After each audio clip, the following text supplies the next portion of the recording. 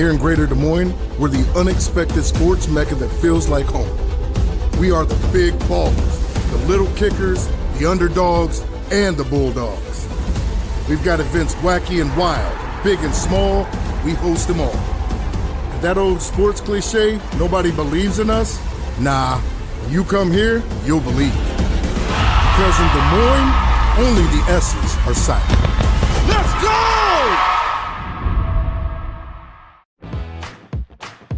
Being your family's grocery store isn't just about having the best butcher cut meat or the freshest produce. It's not about having the highest quality online shopping or experts who handpick your groceries. And it's not just about giving you the most affordable prices. Being your family's grocery store means making sure that you have all of that. And that's why at Fairway Meat and Grocery, it's what we've always been about. When you choose Delta Dental of Iowa, you set a chain of good in motion because we invest in your community.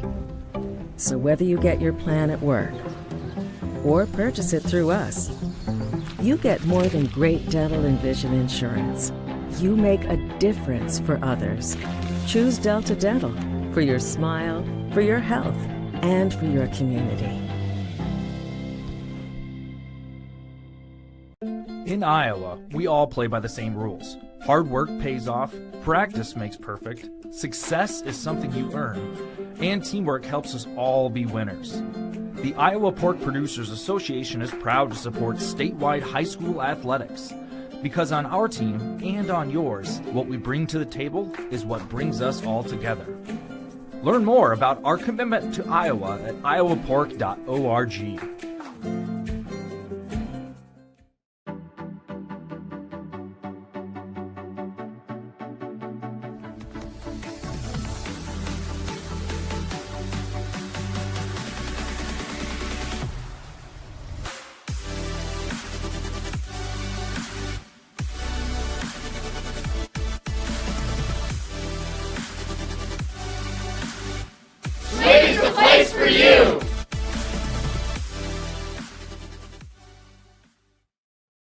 We'd like to welcome you to this year's Iowa Girls State Softball Tournament in Fort Dodge, Iowa. We hope you've enjoyed the action today, and we're here today with Farm Bureau President Brent Johnson. And we're actually visiting Brent at his farm just outside of Manson, Iowa. We are so thankful for all those who support us to help put on this great event, none of which are more important than Iowa Farm Bureau, our proud title sponsor. Why does Iowa Farm Bureau invest in Iowa Girls High School Athletic Union? The Iowa Farm Bureau is proud to be the title sponsor of the Iowa Girls High School Athletic Union, and we're also thrilled to be a part of this year's Girls State Softball Tournament. This tournament not only showcases Iowa's elite teams, but the athletes competing here today are among the nation's best and brightest, and our farmers are among the nation's most productive. Our partnership with the Girls Union gives us the opportunity to honor both while supporting and uplifting the Iowa girls. Why has the Iowa Farm Bureau invested so much in support of the Iowa girl and all of Iowa's youth across this nation?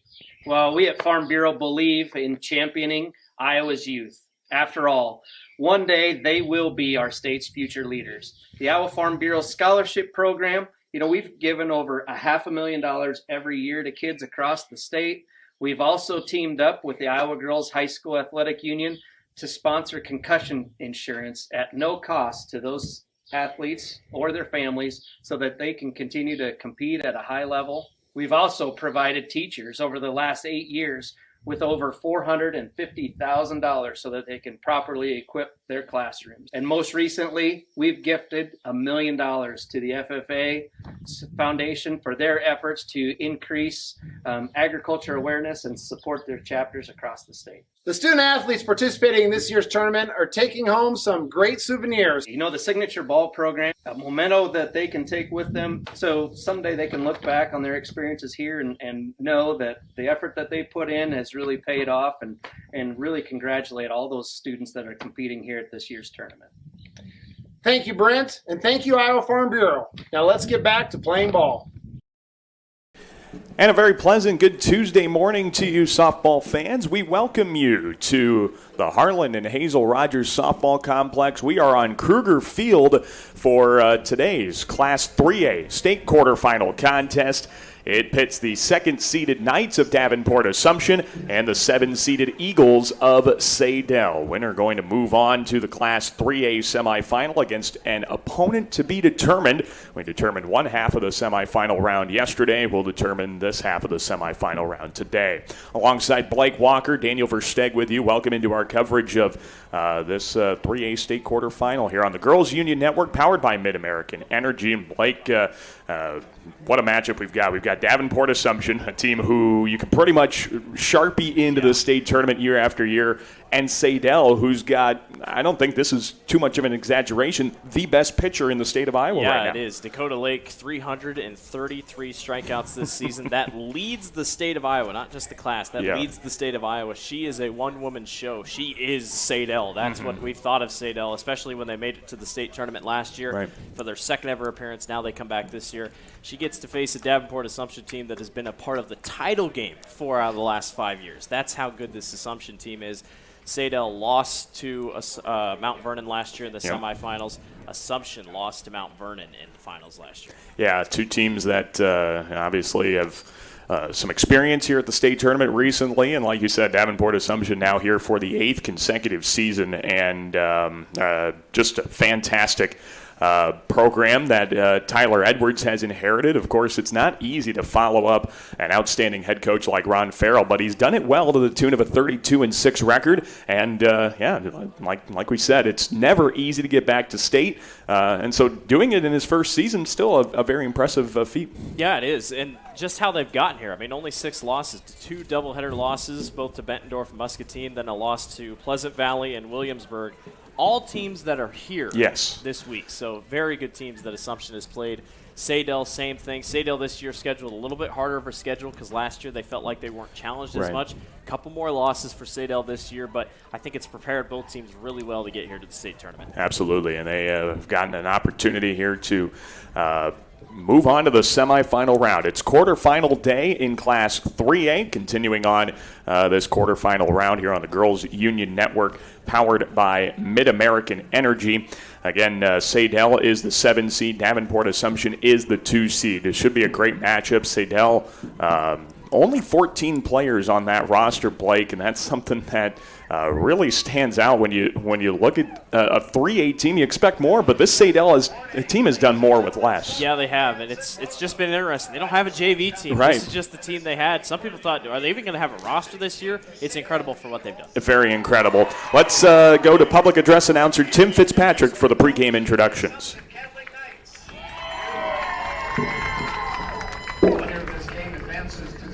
Semifinal round tomorrow, and we'll be playing here at Kruger Seats Field at 5 o'clock.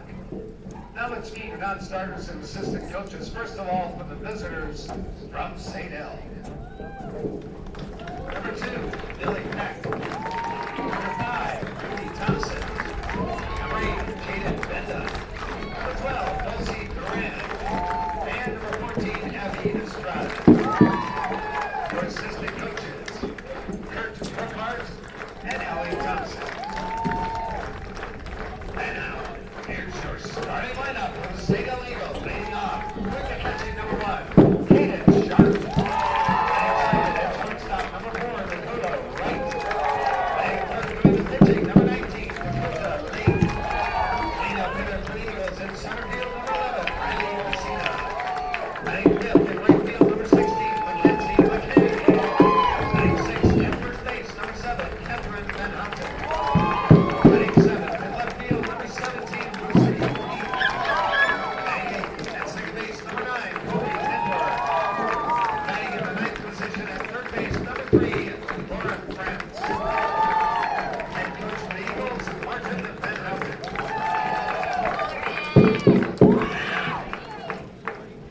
Let's introduce your team, the Assumption Catholic Knights. Here are your non-starters and assistant coaches. Number 1, Madison Edwards. Number 3, Allie Kessel. Number 8, Mercedes Rankle.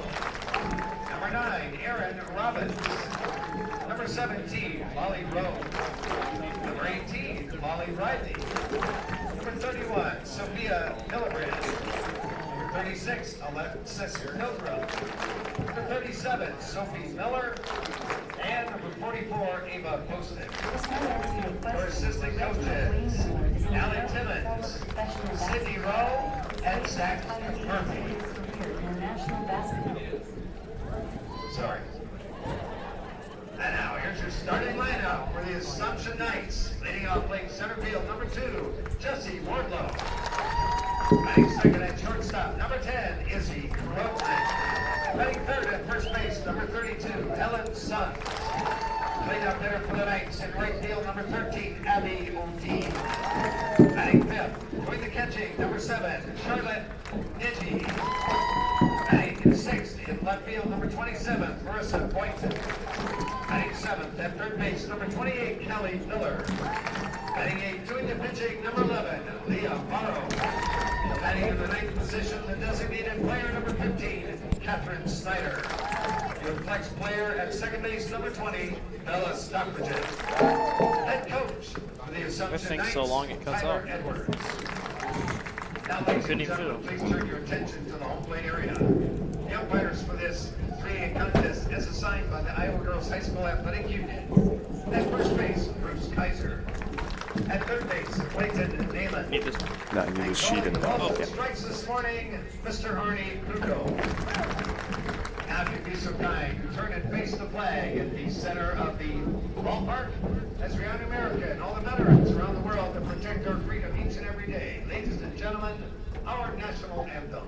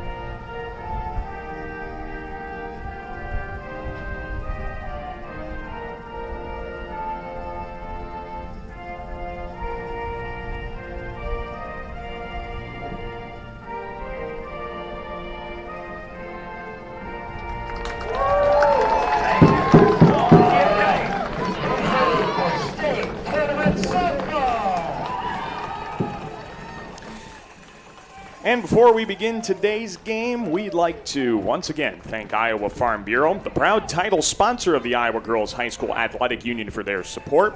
The Iowa Farm Bureau has an office located in each county across Iowa, and we'd like to thank the offices listed on your screen for their support of the two teams playing in our game today. Thank you, Iowa Farm Bureau, for supporting the IGHSAU and the Iowa Girl. Alongside Blake Walker, Daniel Versteg with you. Davenport Assumption getting set to take on Saydel. And, we talked about the pitching for both sides, Blake, quite a bit. Leah Morrow's going to go into the circle here for Davenport Assumption. But we got a couple of great offenses as well that, I was talking with Coach Van Houten. They feel comfortable as well as Assumption does if this becomes a high-scoring contest. Yeah, and both teams average 6 runs per contest, and they both give up 2 runs per contest. Right. So, it's very even. Saydel can hang with the best of anyone. And like I said earlier, you schedule tougher opponents because you want to be ready for games like this, and they've done just that, getting games against Allison or Grimes, Winterset. plenty of schools that have been top-tier opponents this year. It sets them up nicely. Yes, Dakota Lake is their main go-to, but we cannot forget about Kaden Sharp. It's her birthday today. Yes. She gets to celebrate a birthday, and she gets a big chance to lead Saydel to a victory.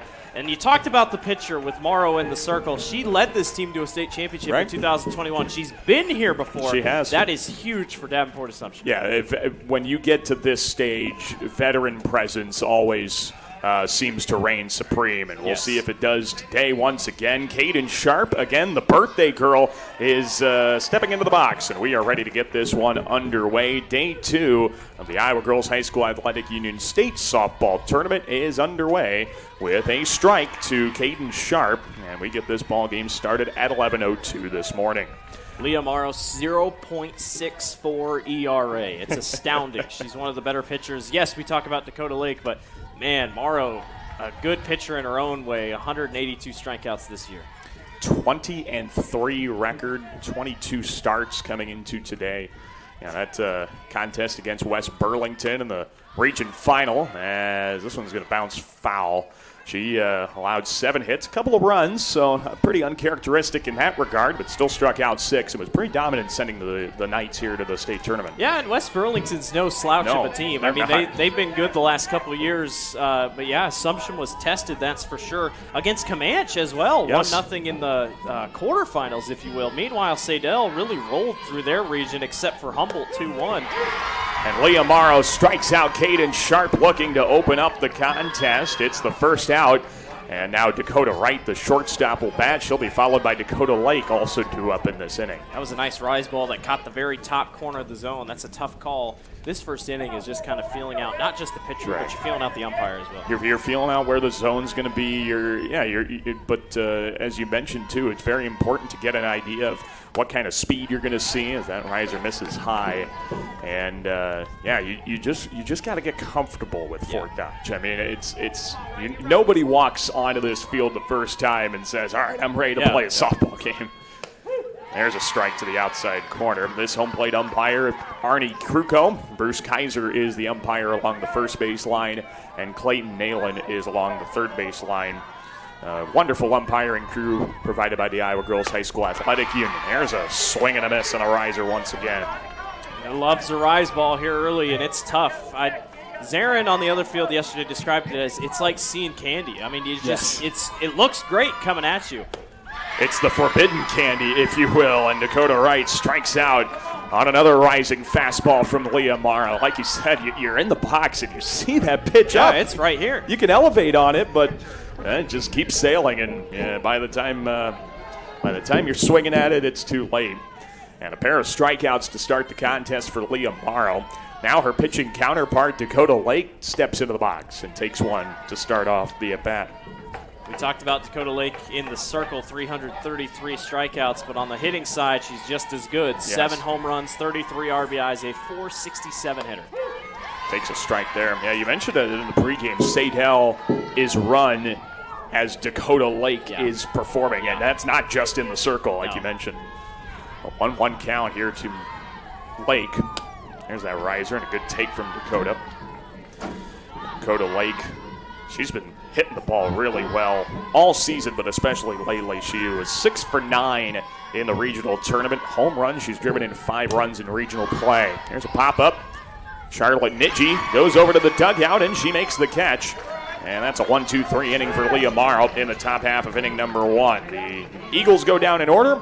Davenport Assumption comes up when we come back. You're watching the Iowa Girls State Softball Tournament presented by the Iowa Farm Bureau on the Girls Union Network, powered by Mid-American Energy. What's affordable to her might not be for him. Our means may be different, but our need for energy is the same. And keeping the price for that energy as low as possible is exactly what we strive to do. It's what we've always done. Investments made 10 years ago have kept prices nearly unchanged. Investments made today will help keep prices predictable for the future. With energy that's cleaner, reliable, and affordable for all. An energy future that's American-made. Mid-American. Obsessively, relentlessly at your service.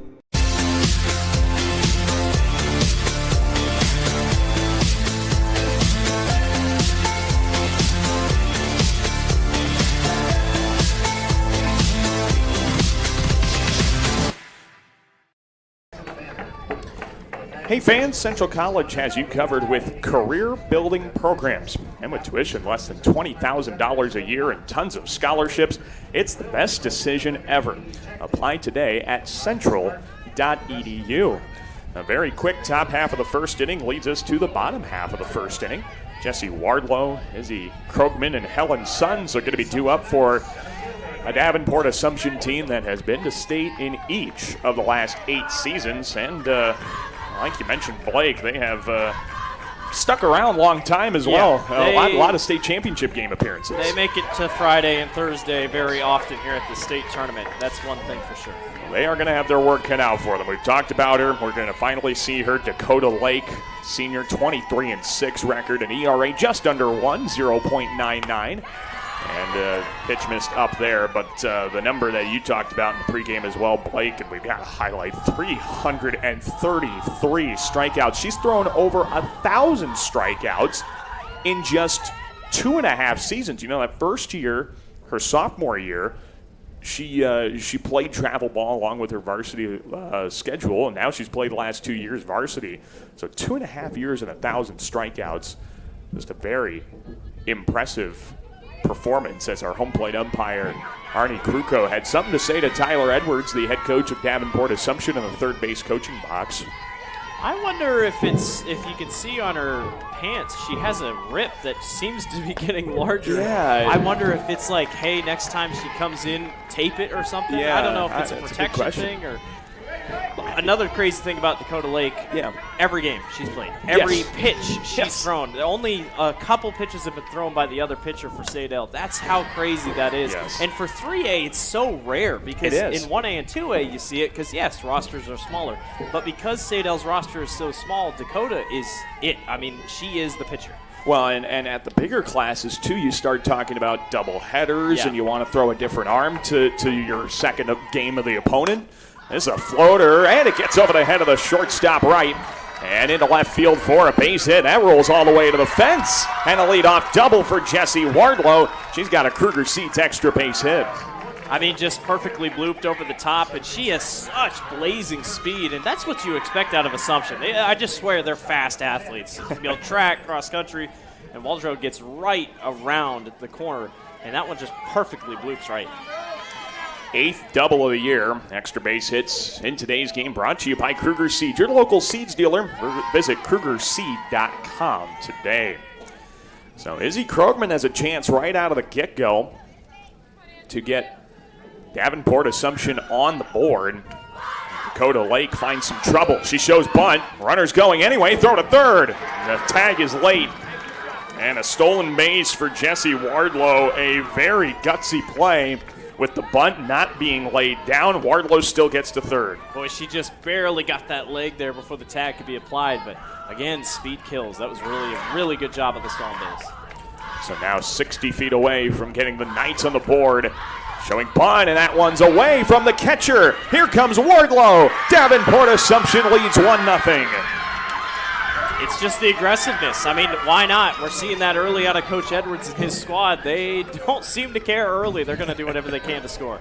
Now Wardlow legs out a double that just kind of rolled its way to the left center field gap. She steals third, scores on a wild pitch. And now Krogman doesn't have to worry about sacrificing her at bat. She can start swinging away. She misses that one, though. And Daniel, you and I talked about it. This Assumption team, they are so excited. Yes. I mean, the screaming, they're not going to have voices by tomorrow. These girls are so happy for each other no matter what. You think those voices will make it to tomorrow? I wonder how they do. It's just amazing. But that's what you need. I mean, there are no nerves because everyone's so excited, and they just like to be excited for each other. I've never seen a team do handstands before the game. Yes. There were 3 of them doing handstands. And this one just misses a bit low. And Krogman is another base runner here for Davenport Assumption, as Helen Sons will get a chance to hit now. Yeah, you don't see a lot of walks from Dakota, but that's just good discipline at the plate there. And actually, that is just the 29th walk. Yeah, so think about that. I mean, she's thrown so many pitches, 184 innings, and just 29 walks. The throw goes down to second with Izzy Krogman not going. She'll stay at first. Yeah, that's based on her average walk per 7 inning number.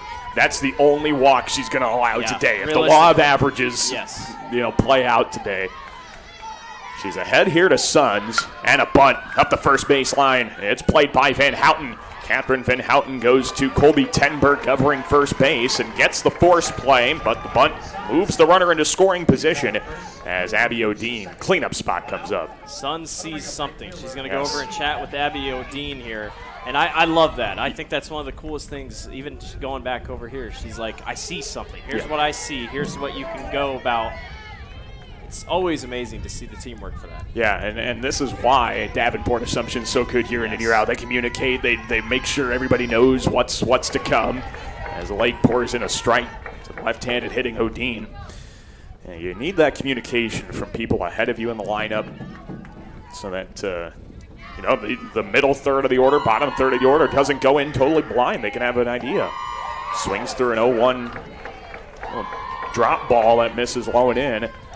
But a swing and a miss, it's 0-2. And Dakota really doesn't have a favorite pitch. I mean, she's just really good at every sort of pitch, locating wherever she can. That's what makes it tough on hitters. 0-2, big swing and a miss from O'Dean. And that's a big second out of the inning, and now sacrifices are not in play with the catcher Charlotte Niji coming up here for Davenport Assumption. This is a team that doesn't strike out a lot either. No. So. Leadoff double by Jessie Wardlow. She stole third, came home on a wild pitch, and that right now is the difference here for the Knights. Niji fouls it back. Just a freshman gets you excited if you're Coach Edwards that you're going to have Charlotte to work with here for the next couple seasons. 345 hitter, 15 RBIs. She's only struck out 4 times. Oh my goodness, yeah. You can't do much better than Charlotte Niji in her freshman year. Takes one high, and that's what's going to build the foundation up here for Davenport Assumption. They always reload, and it's because of freshmen like Charlotte Niji. There's a swing and a miss. It's 1-2. It's good velocity off the pitch here by Dakota Lake. She's got a lot of speed on her right here. She started to figure things out. Not only did Assumption make an adjustment, I think Dakota saw them talking about it, said, I'll change a couple things. That one's fought off by Niji. Count remains at 1-2. You got Izzy Krogman still at second base. She walked immediately after the run scored by Jessie Wardlow earlier on this inning.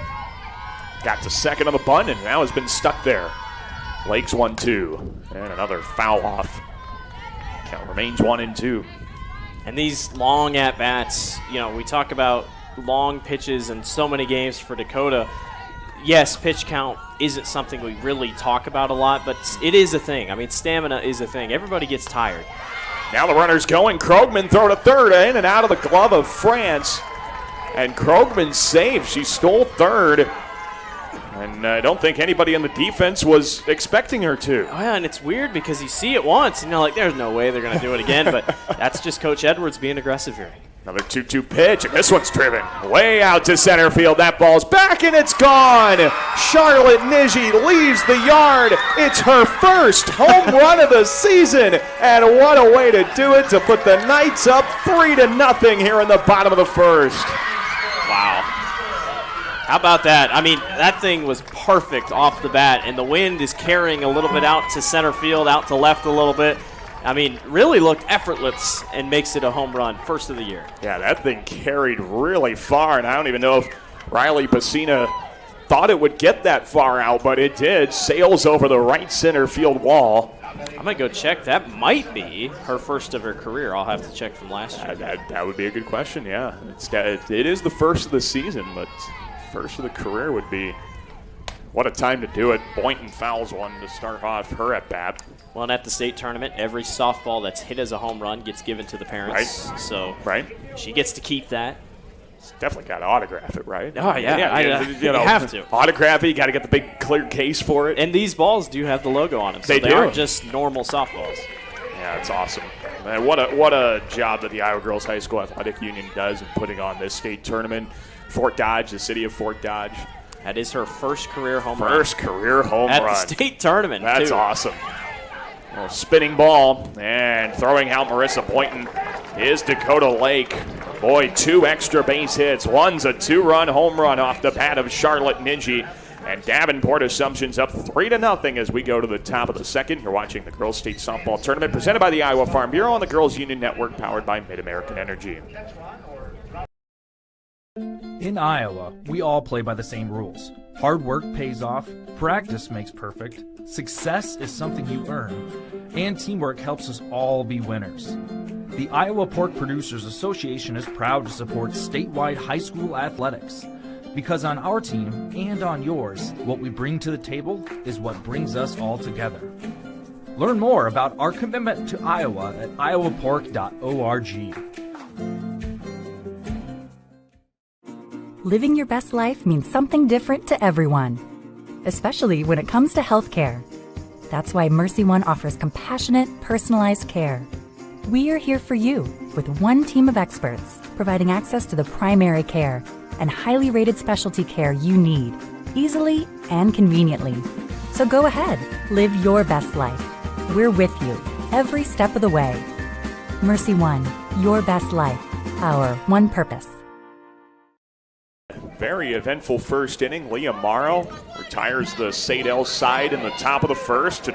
Charlotte Niji leaves the yard for the first time in a night uniform. As it's 3-0 Davenport Assumption, and Saydel finds themselves looking to pick up the pieces here in the second inning. You know, Blake, we can talk about it. Baseball, softball, state tournament, regular season, doesn't matter. When you score early, that really, really puts the pressure on a team. What a comeback here in Leah Morrow, as nonchalantly as you can be, makes the catch for the first out. I mean, there's just nothing going right now for Saydel. You got to get the bats moving.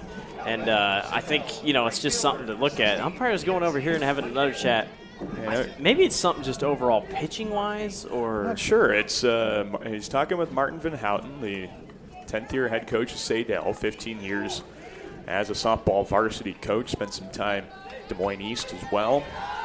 At least we know it wasn't Wardlow's pants having a rip in no, the right. side. So it's not that, but no, it is. Not. My think is it's probably something with pitching, but. Yeah, well, we'll see. Our home plate umpire has now addressed both coaches individually, calling time in the middle of the game to do it. But now, a little dribbler off the bat of Mackenzie McKay. And the shortstop, Izzy Krogman, throws her out for out number 2, and that's 5 batters retired right away by Leah Morrow as Catherine Van Houten now bats. That ball was hit just above the barrel. I mean, I'm not even sure how that thing went as far as it did, but yeah, just quick. Morrow's making things easy here in the circle. So Van Houten against Morrow, very efficient right now, and a swing and a miss to start off Van Houten. There are only 12 pitches in the first inning to set the Eagles down in order, and now just 5 thrown here in inning number 2.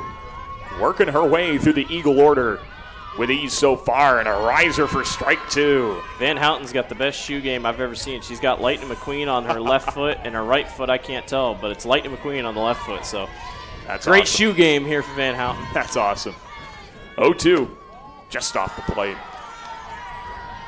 You think that's supposed to tell us that she's got speed? I hope we see it now. I hope we curious. see speed. You just need one hit for Saydel, just something to give your offense a boost. Well, and like, Dakota Lake, she just needed an out to kind of get herself settled. She settled in a little bit, unfortunately gave up that 2-out home run. But it just takes one, and that, settles you in for the rest of the game. And I know it's in the back of their minds. Assumption is one of those teams that can just explode. Right. So you got to be careful here. It was looking just to be a 1-0 game there besides that home run. And a good take again here by Van Houten as she grows the count to 2-2. And Van Houten sees the ball well.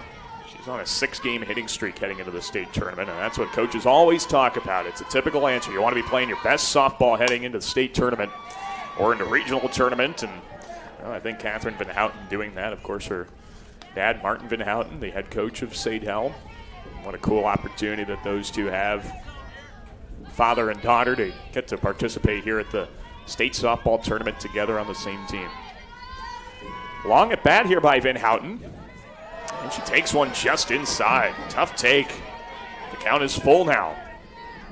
Started things off 0-2, and it looked like she would go down just as quick as her first 2 batters, but she's come back in this count. And you can frustrate a pitcher doing this. Yes. Payoff. Little floater, and it's just going to drop foul, but that means Van Houten continues to stay alive. Saydel's late on a lot of these. I think that's one thing that they're going to try to make adjustments here mid-bat. Both on the grounders and whatnot. Right. Just a little late. Got to get ahead of them. Yeah, they're going to have to. They want to have a chance to come back in this ball game. Another full count here to Van Houten. And this one's lined to right field. It drops.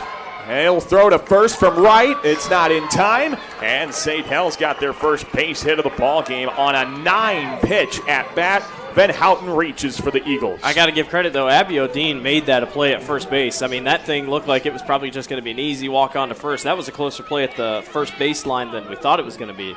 But that could be a big hit here going forward at Saydel. Yeah, just get them started. And whether they score in this inning or not, just show that they can get aboard. Lucy Peak fouls one, and it'll drop. No chance for Niji to get there. Lucy Peak, the left fielder, junior on this Saydel roster. The cool thing about the Eagles, yes, while they have had to struggle with the amount of players they've had on the roster throughout the season, they've made the most of it, whether it's been a senior or whether it's been an 8th grader. Yeah, and it's crazy because on their roster they have no sophomores. So, I mean, yes, you're going to graduate a couple this year, and they're big graduates, don't get me wrong. Of course, they're Dakota Lake. They're going to have to really regroup next year, but at least you can think ahead and be like, this freshman 8th grade class, possibly 7th grade, they are the next girls to step up here for Saydel. Morrow's 0-2, and a good take on a rising fastball once again. Peak 3 home runs this year. Just 4 homered girls this year for Saydel with Dakota Lake, Peak, and then Cadence Sharp along with Riley Pacina. There's a pop-up back behind the plate. Tough play for Niji. She trips on her mask, but still makes the catch. It's twice today. Incredible job at catcher today. Great catch by Niji, and that ends the inning. The Eagles leave a 2-out hit. We'll go to the bottom of the second. 3-0 Assumption. You're watching the Girls State Softball Tournament presented by the Iowa Farm Bureau on the Girls Union Network, powered by Mid-American Energy. What's affordable to her might not be for him.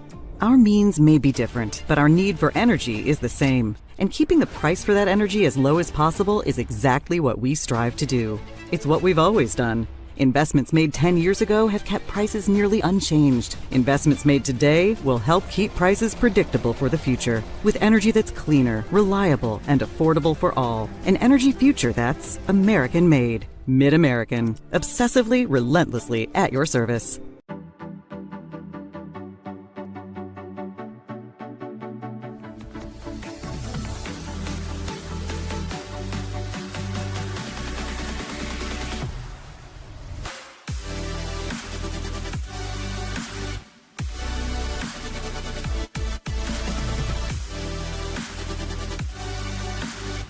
Swing's the place for you!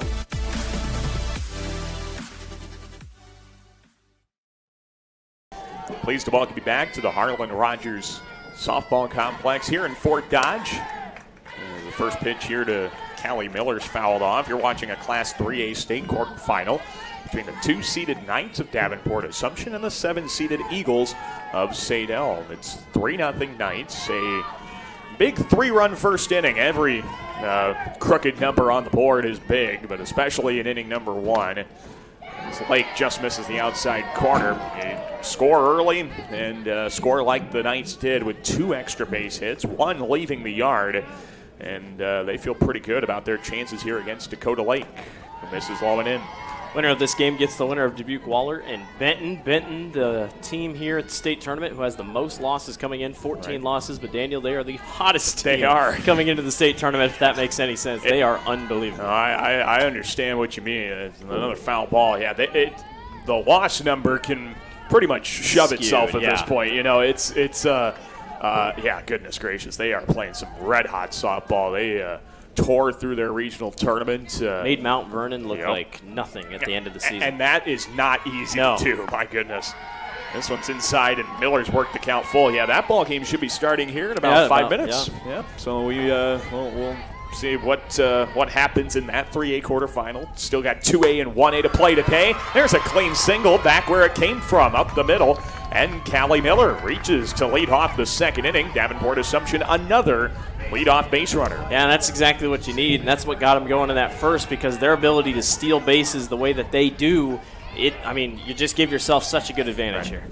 And Callie Miller, another one of those. She doesn't quite have the gaudy numbers of some of her teammates, but 11 stolen bases in 12 tries, still no slouch. An opportunity to test Caden Sharp potentially.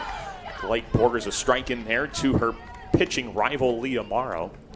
Which Cadence has not played catcher all this year. I know they made a catcher change a little bit through. I think there were a couple changes. I think Mackenzie McKay was the other one. This is a dead ball. Morrow was still in the box when it bounced up and hit her, so it's a foul ball, 0-2. Yeah, that's kind of what ends up having to have. We talked about the low numbers, but that means you can't bring up a backup. Yeah. You got to shift around and do what you can. Yeah, it's a totally different beast. Just missing on 0-2. These are really tough pitches to lay off, Blake, especially when you're down 0-2. You just got to think, I got to swing at something close. Yeah, and you don't want to go down just staring at it. Foul ball. Ooh, just foul. Third. Of course, that third base line guarded by the 8th grader Lauren France, trying to make sure no ball gets past her, especially to her right.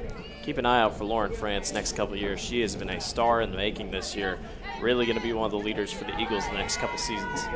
She's the 9th spot in the order, but that's not an accurate representation of how good she is, as Lake adds to her gaudy strikeout total in a Saydel uniform. Now 1,006 career strikeouts, 335 on the season. Sitting down Morrow, and now it'll be Catherine Snyder, the designated player. Regional play, Snyder did not pick up a hit. She went 0 for 3. And now the runner goes to second. A throw down by Sharp. Short hops the bag, and in there safely with the slide is Miller. And there you go. There's that aggressiveness again. That is 3 stolen bases by Davenport Assumption. Yeah, they know how to get there, and that's one of the big things that they've tried all year long. Their fielding stats or base running stats, 123 stolen bases coming in out of 138 attempted. So it's rare that they do not steal a base. That's the first stolen base of second base. Their other 2 steals stole third. Yeah. It's usually another way around, but they've been aggressive on every base. Here's a bunt. And it's down up the third base line. France throws. It's mishandled at first. And now coming in to score for Assumption is Miller. Going to second on some throws around the infield is Catherine Snyder. Boy, if you're a Saydel defender, Blake, you got to feel like your head's spinning with how fast they're going. My head was spinning. I mean, my goodness, just Coach Edwards, he's not holding back. This is his first trip to the state tournament for him, and he says, I'm just going to go for it. I'm going to do whatever I can to get these girls around the base pass, and there are no regrets. And the awareness by the first baseman or the first runner to go to second while the other one comes home, huge awareness by an Assumption team that clearly has shown that they know what to do in these situations. Martin Van Houten, the head coach of Saydel, is trying to make sure his girls can take a breath, calm down, make the clean throws, make wise decisions, and don't let this snowball out of control. Obviously, 3 runs in the first inning kind of got away from things there, but Coach Van Houten's been out this long enough. If you can stop a run early with just 1 run, you feel okay heading into the next inning. Yeah, and that home run is going to be big thinking back because it only would have been 2-0 here. But yeah, it's just you gotta stay focused, gotta stay on the base pass. And for Dakota, this is tough because it's not like you're going to have another pitcher come in. Here's another bunt. They're small balling the Eagles to death. The throw to first this time is played by Colby Tenborg. It allows Catherine Snyder to third. And with 2 outs, Assumption's got another runner on 60 feet away from scoring as Izzy Krokman gets a chance to hit. And it's just quick ball. And I part of me wants to see him start swinging more. The bunts are fun, but clearly that's what you're thinking. You're thinking small ball. Let's just keep scoring. Well, if you put the ball in play, it forces a defense to make plays. Yeah, and it's tough. And to make the run like France is coming down, I mean, you can easily overplay it. Lake starts Krogman off with a strike, and foul off by Krogman. quickly 0-2 in Dakota Lake. I guess the ideal situation now is just get out of this inning with the 1 run allowed and get the bats back up. The Eagles did get a hit in the second inning. Hopefully they can continue the momentum. Lake really wanted that inside corner but didn't get it. Yeah, and that's been the go-to zone. You just love to jam pitchers, or love to jam hitters. That's the #1 spot, whether they're having to reach them out. And especially Assumption crowds the plate so much. They are as far inside toward that inside part of the plate as you can be without being out of the batter's box. They've been hit by pitches 21 times this year, so that tells you all you need to know. The 2-2 and just low.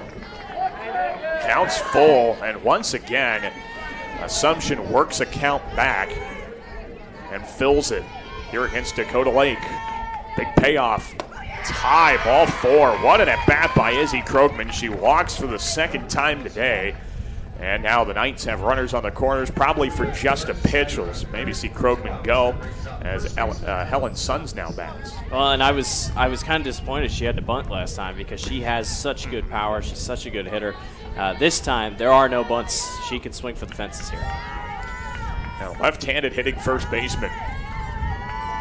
And there goes Krogman from first, and there's the line drive up the middle. And an RBI base hit with 2 outs. That's 3 of the 5 runs for the Knights, coming with 2 outs in an inning. It scores Catherine Snyder, and it's now 5-0 Davenport Assumption. 38th RBI of the year for Helen. She's also been one of the biggest cheerleaders here when she's in the dugout. Good to see her get a hit there. That's, just perfectly lined back up the middle. A lot of these just going right back up the middle. Yeah, they've got Dakota Lake timed up. Here's Odine, and she watches strike 1 go by. Of course, Helen Sons is no stranger to success at the state level. Here's a little fun fact for you. She won a doubles tennis title with Assumption this year. Gotta love multi-sport athletes. Love it. It's so awesome. 0-1, that's low. And especially for a sport like tennis, that just kind of how the calendar works, it bleeds into softball season. Yeah. And so you have the ability from your coaches to finish your tennis season, win a state title, and then join them when you're done winning hardware. Here's a floater. Is it going to drop? Oh, what a great over-the-shoulder catch by Ten Borg. And that takes away a potential extra run for Davenport Assumption. But the Knights do score 2. They are up 5-0 after 2 innings at the Girls State Softball Tournament presented by Iowa Farm Bureau. You're watching the Girls Digital Network powered by Mid-American Energy. Here in Greater Des Moines, we're the unexpected sports mecca that feels like home. We are the big ballers, the little kickers, the underdogs, and the bulldogs. We've got events wacky and wild, big and small, we host them all. And that old sports cliche, nobody believes in us? Nah, when you come here, you'll believe it. Because in Des Moines, only the S's are silent. Let's go! When you choose Delta Dental of Iowa, you set a chain of good in motion because we invest in your community. So whether you get your plan at work or purchase it through us, you get more than great dental and vision insurance. You make a difference for others. Choose Delta Dental for your smile, for your health, and for your community.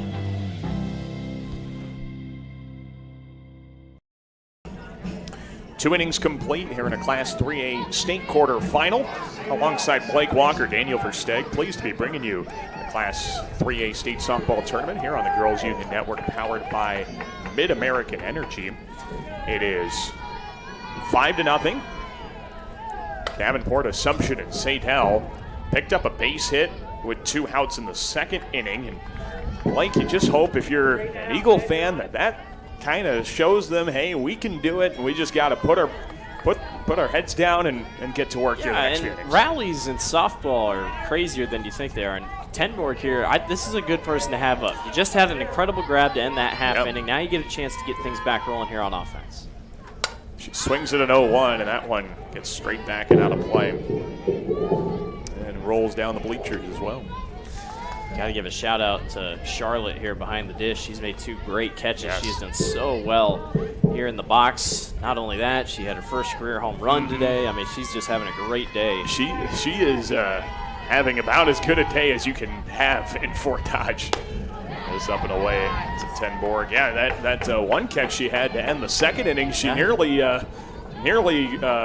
hurt herself and hindered her own ability by tripping over her mask. And we talk about this net, it almost makes it a little bit better for catchers because now a swing and a miss in the dirt. They'll throw to first, and it's a 3rd strikeout for Leah Morrow for the first out of this inning. Now with the net, you can at least lean into it. Yes. It gives a little bit. Before the fence, you're like, well, I'm not going to go for it. It deterred girls from going for it. Now you can lean a little bit into it, make catches. Yeah, it just gives you a little bit extra room. Yeah. And sometimes that's all you need to make a play. Absolutely. So here's Lauren France now. Saydel tries to get something going here in the 3rd. That one gets out of play again off the screen. Top of the order is going to be up here this inning, and it'll be Caden Sharp, the catcher. Saydel, you feel like you got to get to work now and score runs, because before you know it, it's going to be the 4th or 5th inning, and you're going to need a lot of those runs quickly. What a changeup by Leah Morrow for strike 2. Caden Sharp headed to Hawkeye Community College. She'll be up next here, due up in the 3rd. Of course, we can talk about the 8th grader Lauren France playing some good ball at 3rd. She takes a riser. That's not an easy pitch to take, as we talked about earlier on. One thing about Lauren, she's got a lot of length. Helps her out, especially here on 3rd base. I don't think a lot gets past her if it's down the line. Yeah, not much gets past her, and then she's got a good arm with that length to throw across the diamond and get some speedy girls hustling to first base. Saydel at the state tournament for the 2nd year in a row, 3rd time in program history. And a foul back from France. And that's an adjustment, and I always, for Coach Van Houten, 2nd, got here last year, not here often. You learned a lot from last year that you took to this year, whether that be, let's do something different about hotel prep. Let's do something, stuff you don't think about. It's so much different. It's a lot of the little things when you get here. This one's going to be a tough play. Nobody's going to get there. And France stays alive.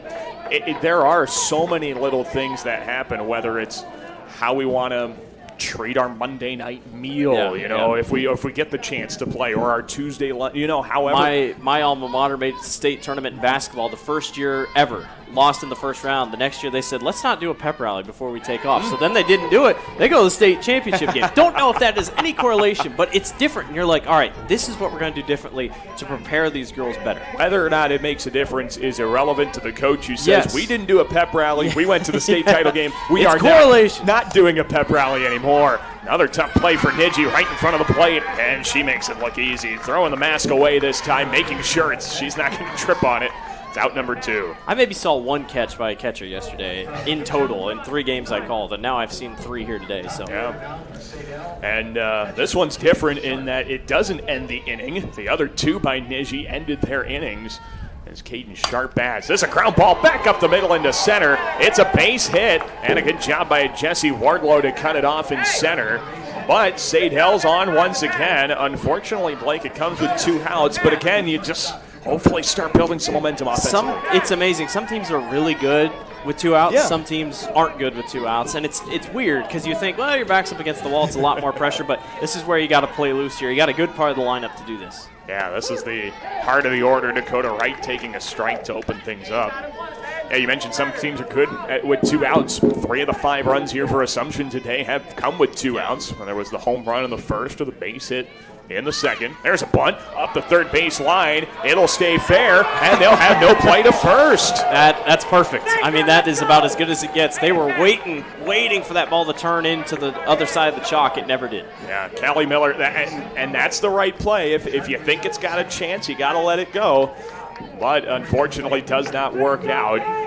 And Dakota Wright's on, and here we go. 2 straight hits, 1 clean up the middle, 1 on a little squibbler, and now you get Dakota Lake, your top power bat, up and a chance with 2 outs. You couldn't do it better here if you're Assumption or if you're Saydel. This is exactly the situation that you wanted here. At least get it within 2 if you homer. Yep. 33 runs batted in. 7 home runs on the season for Lake. Takes one on that outside corner. Good start. You can sometimes see, if you see it on the camera, Cadence Sharp is up there at second. She'll wave her hand up in the air. She's tipping off the pitches here. There's nothing wrong with that, but she can see it. Yep. That's high. Riser, they throw behind the runner. Oh, and Bruce Kaiser says she gets back in safely. Very close play. Niji almost threw out Sharp at second. But yeah, Cadence will stick up either a left hand or a right hand, and that's for Dakota Lake to look at. Here's what kind of pitch you're about to get. And Lake, a generous strike in the outside corner. Now 1-2 to Lake. And you know, too, Blake, with how veteran, Sharp and Lake are, they've worked on that. Yeah, they've done that a lot. When I get to second base, this hand means this, and this one means the other thing. And a foul ball, 1-2. Yeah, and you can do it. I mean, it's an advantage. Some teams just don't know how to do it, and they just don't take advantage. But, yeah, you can easily do it. And that's all part of the game if you're at second base. And it's on the defense at that point to say, hey, we got to change up our signs. We got to do something else to throw them off. Ball outside. Now the count's even to Lake. Can't stress how important this at-bat is, just how these two before her have gotten on base here. 2 aboard, both with 2 outs. Strike 3 called outside corner, and Morrow gets out of the jam and keeps the Eagles off the board in the top of the 3rd inning. 2.5 done, 5-0 Davenport Assumption. To the bottom of the 3rd we go, and it'll be 5, 6, and 7 for the Knights when we come back on the Girls Union Network, powered by Mid-American Energy. What's affordable to her might not be for him. Our means may be different, but our need for energy is the same. And keeping the price for that energy as low as possible is exactly what we strive to do. It's what we've always done. Investments made 10 years ago have kept prices nearly unchanged. Investments made today will help keep prices predictable for the future. With energy that's cleaner, reliable, and affordable for all. An energy future that's American-made. Mid-American. Obsessively, relentlessly at your service.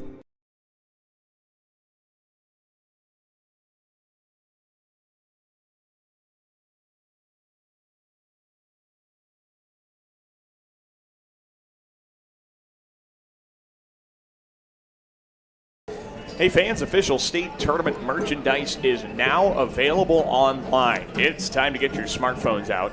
Just scan the QR code on your screen now, or visit IGHSAU.org to browse and customize your merchandise to match your style. Yeah, that's all the merchandise booze you see here at Fort Dodge. You can get that online with the QR code on your screen, IGHSAU.org. And I think you've already participated in the merchandise. I got my shirt this morning. Luckily, when I get here an hour before, I'm like, all right, we're not going to get in line today. Right. The lines are so long, it's amazing. Yes. And it's crazy because championship day, it's a lot because you can get it customized, say champion on the sleeve, anything else. So they're open all the time, great people. They're always the same people that come for all the different events. Always a cool thing. Very cool. And, you can start a collection of state tournament merchandise. Very, very fun. Charlotte Niji leads things off and takes a strike here in the bottom of the 3rd inning. Coming off that 2-run home run she had in inning number 1. First time she's batting after a varsity home run.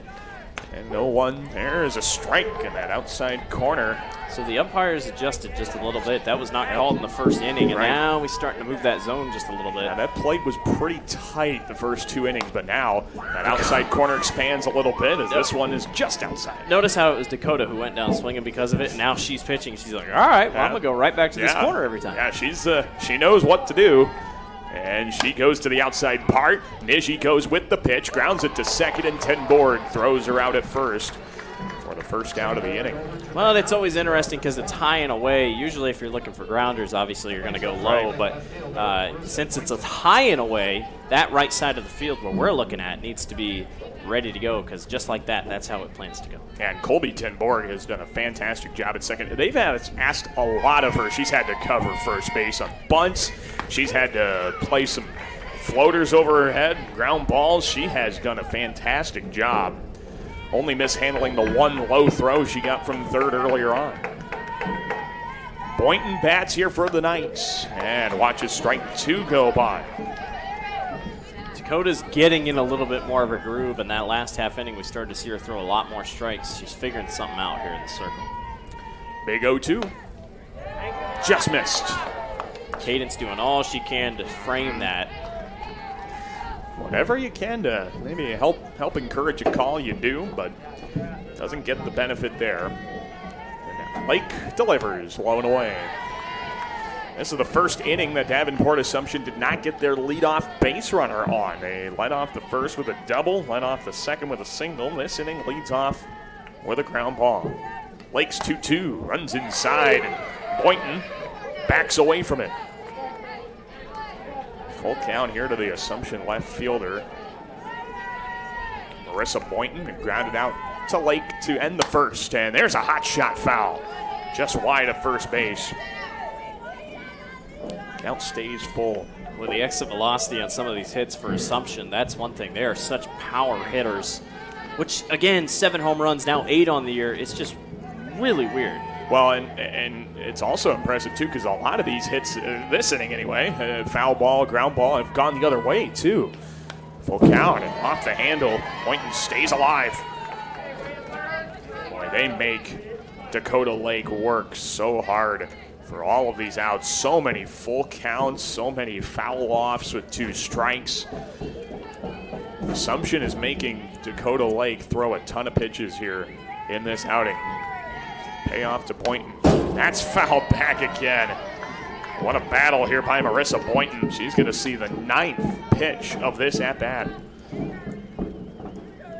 Trying to wear down Lake, see if she leaves one for her to smack somewhere. Another full count. That got the outside corner. And Boynton goes down looking. Dakota Lake attacks that outside part, and she finally wears down Boynton after a 9-pitch dogfight. It's the second out of the inning. It's a relief for Dakota, but at the same time, you're like, man, that was 9 pitches that I would have loved to shorten that just a little bit, but it's better than giving up a hit. And now here's a strike to Miller. She can, of course, bounce back after a 9-pitch at bat by going quickly here to Miller. See if she can do that. See if she can get a 1-2-3 third inning. Hasn't had a 1-2-3 shutdown inning yet. She misses outside on 0-1. And, you know, we talk about offense being a catalyst for some momentum, but sometimes a 1-2-3 inning, you see the defense start getting into it a little bit more, saying, hey, our pitcher's got us covered with a 1-2-3 inning. We got to cover her now with some runs.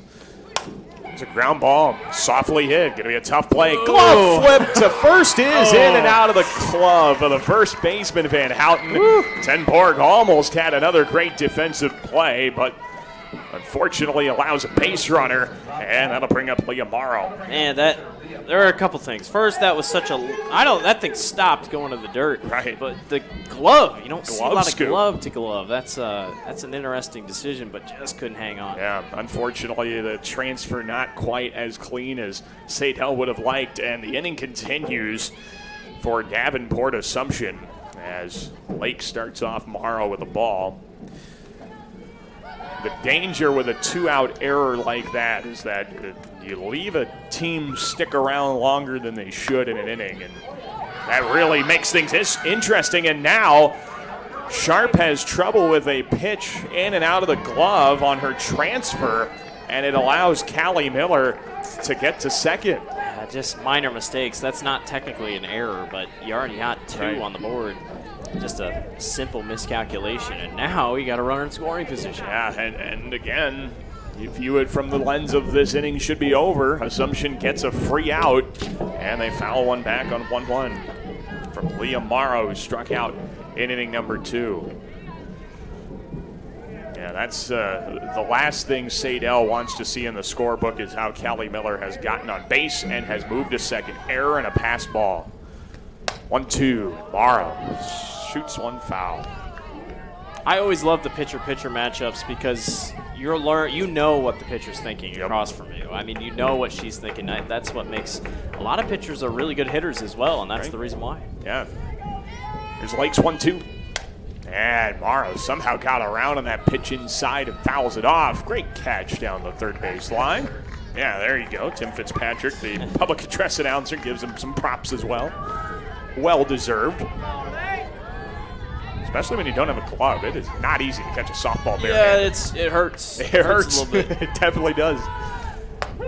Outside corner again from Dakota Lake, and she strikes out her second batter here in the third inning. 2-out error is left stranded for Davenport Assumption, and a scoreless frame for Dakota Lake. We've played 3-5-0 nights. We'll go to the top of the fourth. When you come back, you're watching the Girls State Softball Tournament presented by the Iowa Farm Bureau on the Girls Union Network, powered by Mid-American Energy. Hello, I'm Brent Johnson, an Iowa farmer from Calhoun County and president of the Iowa Farm Bureau. As proud title sponsor of the state softball tournament, the Iowa Farm Bureau is dedicated to creating a vibrant future for Iowa through partnerships and programs that help cultivate individuals with great character, a strong work ethic, and exceptional leadership skills. Making it to the state tournament is a great accomplishment that takes a lot of support. That's why we provide millions of dollars in awards, grants, and scholarships that recognize athletic and academic excellence. The well-being of Iowa students is also very important to Farm Bureau. That's why we provide concussion insurance coverage at no cost for all students in grades 9 through 12 who participate in a sanctioned sport. As just one of only 7 states to provide this coverage, it's just another way we're striving to support Iowa's outstanding young leaders. So, from the Iowa Farm Bureau, congratulations to all the players and coaches on an outstanding season, and good luck in the tournament. Back to Kruger Seeds Field here at the Harlan and Hazel Rogers Complex. What a hot shot to first on the backhand. Helen Sons records a quick first out of Riley Pacina. Cleanup spot for Saydel, and Mackenzie McKay is the batter. Hardly got back to action, and we already have a great play at first. That was really tight. They almost thought it was a foul. Update from the other field also. Western Dubuque, Dubuque Waller on top of Benton, 3-0. I think this umpire is maybe going to ask about this because it sure did seem like it was maybe a foul. Very Sons close. is kind of smiling about it over here. She's like, I don't know if that was a fair ball, guys. Pacina is standing at the doorstep of the dugout now. Yeah, our 3 umpires chatting about it, and that took such an awkward bounce, and the way she caught it, like she even looked back. Sons was like, I don't think that was a fair ball. Yeah, Sons is maybe trying to convince the rest of her infielders that it was fair. No, I really made a nice play on it. By her emotion, I don't know if she thinks it was a fair ball. But of course, you gotta go with what's on the field if you can't, change things. I think it's not a. I think it's going to be a. Yeah. That was not an out. It was not an out. They're going to call it a foul ball. They can overturn it, and now. It's a good call by the first base umpire.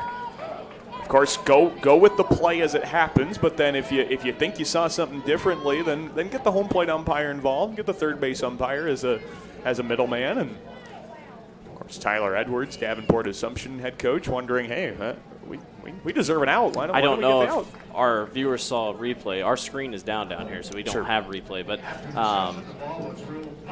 foul ball.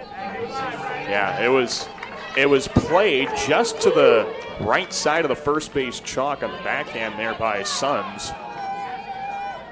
And so, Riley Pacina gets another chance. It is strike 1, and there are no outs here in the fourth.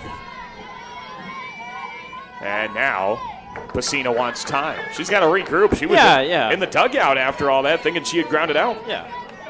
Down 0-1. It's not like it's 0-0, so you got to reset. Yep. So here's Barrow's 0-1. There's a pop-up down the third base side. Tough play for the third baseman, Callie Miller. Can't quite get there in time. It's strike 2. Pulled one and pushed one, and now she's going to be able to center cut one back up the middle. That's usually how that works, right? Yeah. Spray across the field. Exactly. 0-2 count to Pacina. And fouled it back. Pacina had that comebacker right into the glove of Leah Morrow to start inning number 2 earlier on today. So she's made some solid contact. It just, unfortunately for her, ended up in some leather. She's a .421 hitter. I mean, she's going to hit the ball. There's no doubt about that. You know she'll get on base and make something happen. She is fouling off pitches left and right now. The count remains 0-2 to Pacina. And Morrow's done a good job. A couple long at-bats for her, or a couple long at-bats for her in the circle. She's doing a good job just keeping cool, not overthinking too much. Yeah, both teams have really done a good job of staying alive in counts. They throw a changeup, dribbler to short, and the throw by Izzy Krogman is in time for the first out of the inning. This time, Pacina grounds out, and that'll bring up Mackenzie McKay. Krogman, such a good transition from grab on the ground up to throw. I mean, just a perfect, just poetry in motion, if you will. Just so good this Davenport and Assumption infield is. Yeah, they don't make a ton of mistakes. No. Trying to look, they've only made 25 errors. The entire team has only made 25 errors on the season. As McKay takes up and away. So yeah, you don't get to state and compete at state by making mistakes and shooting yourself in the foot. There's a strike to McKay. Now Morrow's starting to see this edge. She's starting to hit the corners just a little bit more here. That outside part has gotten just a little bit bigger as the game goes along, and each pitcher is saying, yeah, we got to attack that. Let's hit the other way and foul. 19 RBIs this year for McKay, a .458 hitter. She gets on base. Saydel's been able to produce a few base runners here in this contest, but just haven't strung enough together to get a run on the board yet. That changes here, and McKay swings through a riser for strike 3. That's number 5 through 4 2/3 of shutout softball from Leah Morrow as Catherine Van Houten now digs in. Morrow goes back to her bread and butter. It was the rise ball that was doing wonders early. Now she's gone back to it and gets McKay going. Just 3 hits allowed. Those are the only 3 base runners rewarded by Morrow. Now first pitch, Van Houten floats one. A leaping try at short by Krogman, but to no avail. And Saydel, for the 3rd inning in a row, has a 2-out base runner. And for the 2nd time in 3 innings, it's Van Houten. Yeah, and, that's... You wish you could get on early, but, a hit's a hit, and you can't discourage yourself. They have 4 hits, so does Assumption. It's just the score's different. Yeah, it's weird. You put 4 hits together, or 2 or 3, and this is a wild pitch. Gets away from the catcher, throw to second. Won't be in time. Van Houten gets into scoring position. Well, and one thing about, Saydel, not a stolen base team. I mean, there are only 20 stolen bases this season. So they don't try it a lot. And the reason Assumption has the lead that they have with just 4 hits is because of the stolen bases. Exactly. Extra bases, single turns into a double turned into a triple. We saw that. Oh, and Niji took that foul ball right off the mask. And we will make sure she's okay. Tyler Edwards, head coach of the Knights, out of the dugout. The home plate umpire will check on her as well. It's so weird with a mask on. It still hurts because, yes, you're still getting hit. I mean, it's just, you're not getting hit in the skin. Right. But that helmet's still pushing up against your head. So yeah, it's still not pleasant. No matter how you slice it. Here's a ground ball. It gets past the shortstop in Krogman, and a base hit to left field. And suddenly Saydel has runners on the corners with 2 gone. You get your 2-out rally caps on, and that's what Saydel's doing. It's different. I can't believe they're going at it like this way, but now it gets tough because now you got runners on the corners. I believe this is the first time they've had a runner on third all day. Correct. So. Yep. Yeah, they got to second in the 3rd inning. And this is the first time they've gotten to third base. Let's see if they can break that darn 0 on the scoreboard. Leah Morrow trying to avoid that. This is a short hop to third, and a nice throw by Callie Miller ends the inning, and Davenport Assumption once again dodges a bullet. 2 hits and 2 runners left on for Saydel in the top of the 4th. We're halfway through. The Knights lead the Eagles 5-0. They'll try and add on with the 9-1 and 2 coming up after this on the Girls Union Network, powered by Mid-American Energy. What's affordable to her might not be for him. Our means may be different, but our need for energy is the same. And keeping the price for that energy as low as possible is exactly what we strive to do. It's what we've always done. Investments made 10 years ago have kept prices nearly unchanged. Investments made today will help keep prices predictable for the future. With energy that's cleaner, reliable, and affordable for all. An energy future that's American-made. Mid-American. Obsessively, relentlessly at your service. Being your family's grocery store isn't just about having the best butcher cut meat or the freshest produce. It's not about having the highest quality online shopping or experts who handpick your groceries. And it's not just about giving you the most affordable prices. Being your family's grocery store means making sure that you have all of that. And that's why at Fairway Meat and Grocery, it's what we've always been about. To the bottom of the fourth we go. Alongside Blake Walker, Daniel Stagg, pleased to be bringing you the contest here between Saydel and Davenport Assumption on the Girls Union Network, powered by Mid-American Energy here at the Girls State Softball Tournament presented by the Iowa Farm Bureau.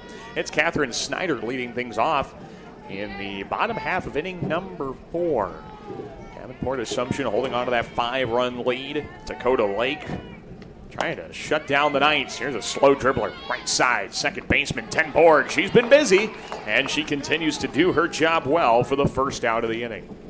And just nice up and down, Saydel, the bats are moving, but all you can do right now on defense is just keep them in the infield. Do not let them go far, and just get things moving along here.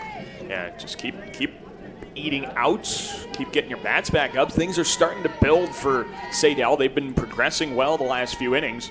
Just got to give yourself a chance. Jessie Wardlow turns her elbow in on a pitch that misses for ball 1. And Wardlow got the party started for the Knights right away in the bottom of the first inning with a double. Scored after a stolen base at a wild pitch. And a strike from Lake. 1-1. And we've seen you don't want to see her on base. I mean, she's just so fast. So many stolen bases this year for her. Got to keep her off the base pass. She had to sacrifice herself in the second inning, so she didn't get to run the bases. Now she takes the ball low. You know someone's fast when nobody is on base and the third baseman is already halfway up the line ready for a bunt. Yeah, Jessie Wardlow commands that kind of defense. 2-1's low. And the last thing you want to do with a speedster is give her a free pass. Jessie Wardlow, of course, comes from a good Assumption family. Her older sister, Olivia, was an all-stater. She takes a strike inside corner. Now playing for a little softball team in Ames called Iowa State, and might have heard of it a little bit. Jessie's headed to Southeastern Community College. She floats one to left, and a nice catch in on the run is made by Peak. Or excuse me, Abby O'Dean is going to Southwest Community College, Southeastern. Jessie Wardlow flies out to Lucy Peak, keeps a speedster off the bases, and now 2 quick outs for Izzy Krogman. But Blake, it's kind of the big question. Can Dakota Lake get a shutdown inning? She hasn't gotten that third out very cleanly. This a drive out to center. Well, right on cue. She lines out to center, and it is a 1-2-3 inning for Dakota Lake. We've played 4. Going to the top of the 5th, 5-0 Knights. See how Saydel responds. They'll have 9-1-2 coming up after this on the Girls Union Network, powered by Mid-American Energy. In Iowa, we all play by the same rules. Hard work pays off, practice makes perfect, success is something you earn, and teamwork helps us all be winners. The Iowa Pork Producers Association is proud to support statewide high school athletics. Because on our team and on yours, what we bring to the table is what brings us all together. Learn more about our commitment to Iowa at iowapork.org.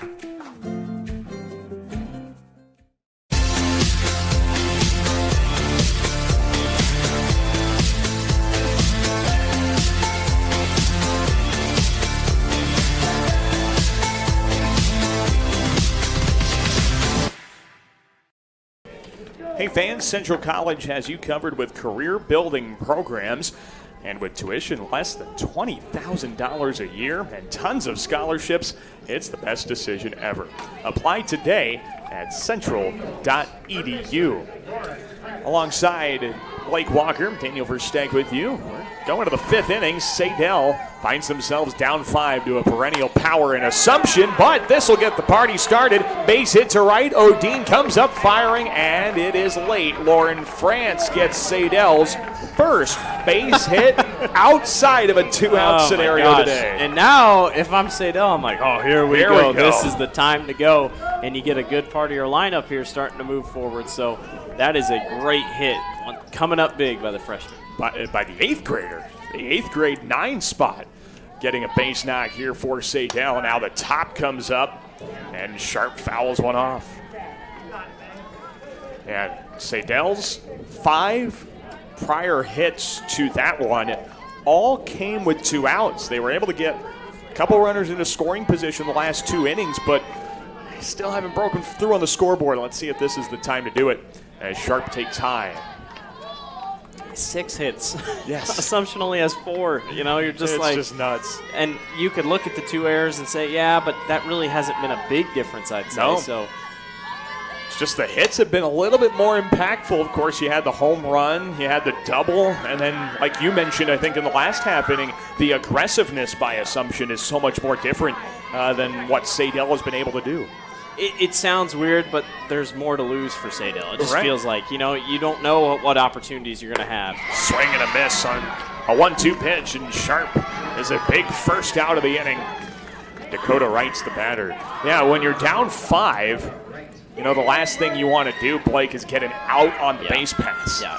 And that just hurts yourself in trying to come back. Assumption, anyone in their lineup can hit. Not saying anyone in Saydel's lineup can't hit, but Assumption just has so many more weapons that if you're Coach Edwards, you're like, yeah, why not? I mean, we're going to have a chance to score here. Right. Dakota Wright is the batter. She's 1 for 2.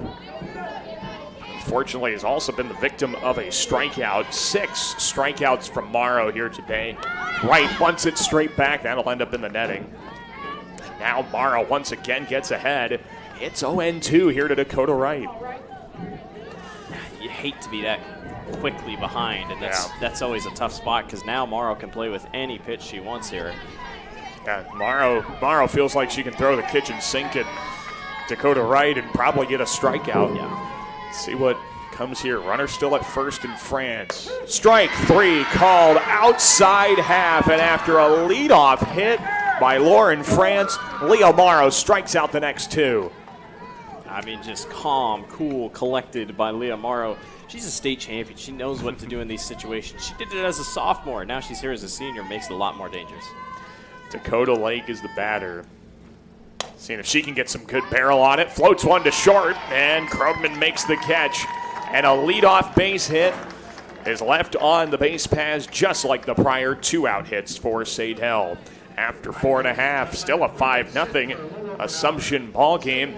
It's time to stretch here in Fort Dodge. We'll come back with the bottom of the 5th after this on the Girls Union Network, powered by Mid-American Energy. What's affordable to her might not be for him. Our means may be different, but our need for energy is the same. And keeping the price for that energy as low as possible is exactly what we strive to do. It's what we've always done. Investments made 10 years ago have kept prices nearly unchanged. Investments made today will help keep prices predictable for the future. With energy that's cleaner, reliable, and affordable for all. An energy future that's American-made. Mid-American. Obsessively, relentlessly at your service. Living your best life means something different to everyone, especially when it comes to healthcare. That's why Mercy One offers compassionate, personalized care. We are here for you with one team of experts providing access to the primary care and highly rated specialty care you need, easily and conveniently. So go ahead, live your best life. We're with you every step of the way. Mercy One, your best life, our one purpose. We've gotten our good stretch in, and now we're going to the bottom half of inning number 5 here at the State Softball Tournament presented by the Iowa Farm Bureau from the Harlan and Hazel Rogers Softball Complex in Fort Dodge, a facility that has hosted state softball for about as many years as there's been state softball, back to the 70s. It is a phenomenal facility. Yeah. It's been upgraded this year, Yes. you know, with the netting, couple new bleachers. There's more food trucks here than there ever has been. This is the best experience for a state tournament. Basketball's right there, but softball's the place to be. Absolutely. Yeah, softball, you know, we haven't really talked about it on air, but we talked about it, you know, before we got started. You know, you come to softball and you think, oh, I'm just going to sweat. And it's going to be gross outside. And, the softball's going to be good, but it's still going to be really hot. this is the best day I've ever experienced at Fort Dodge. Yesterday and today, just beautiful day. Ben Gislason from the Iowa Wild, he was working with us yesterday. He said these are the Toy Story skies. Yes. Just perfectly nice, Yes. partly cloudy skies.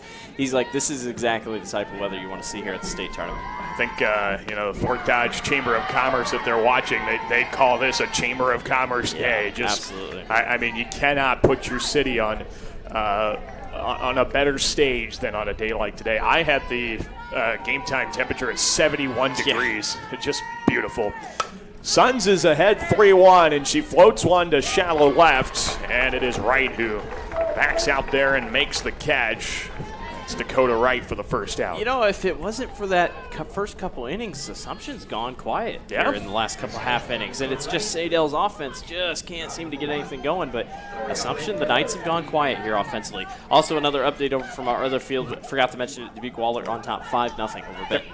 There you go. Yeah, that, of course, is pertinent. The winner of this ball game is going to get the winner of that ball game, and Abby Odine has a painful trip to first base on a hit by pitch.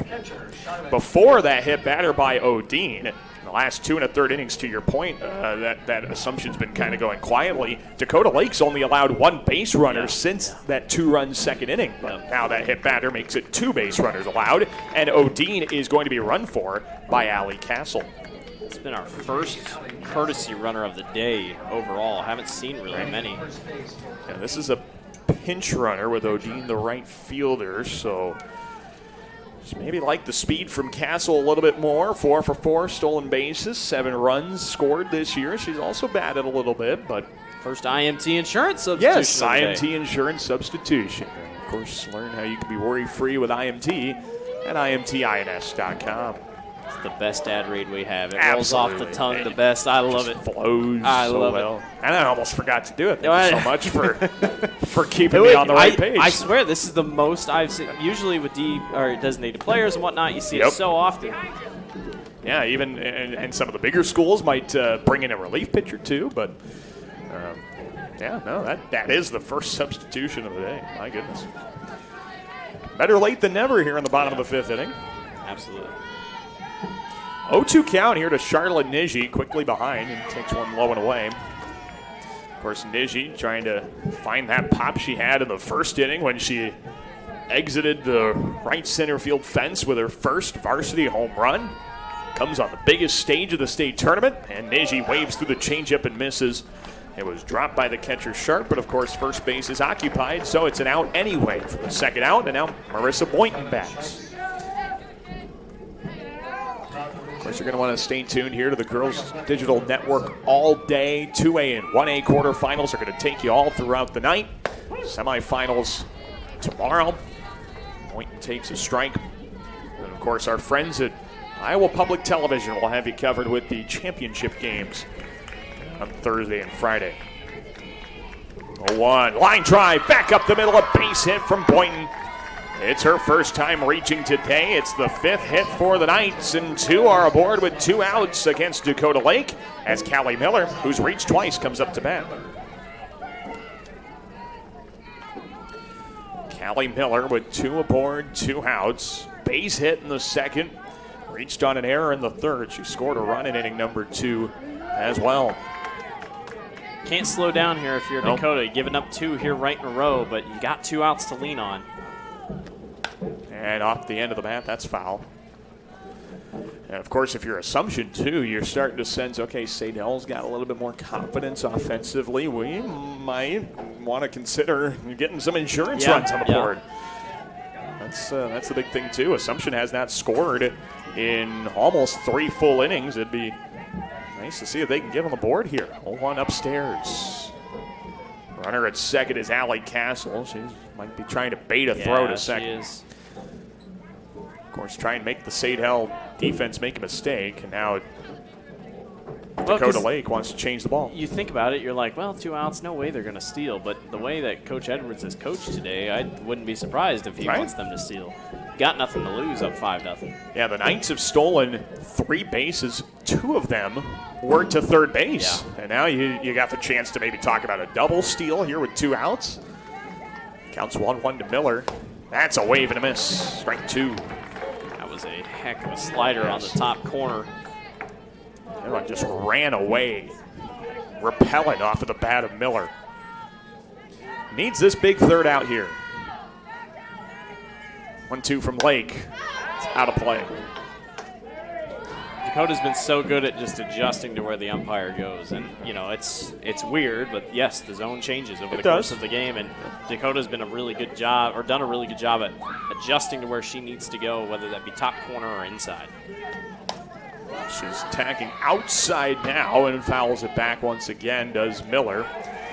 Just trying to fight off pitches, see if she gets a mistake that she can do something with and tack on to this 5-run Assumption advantage. Count is 1-2 here to Miller.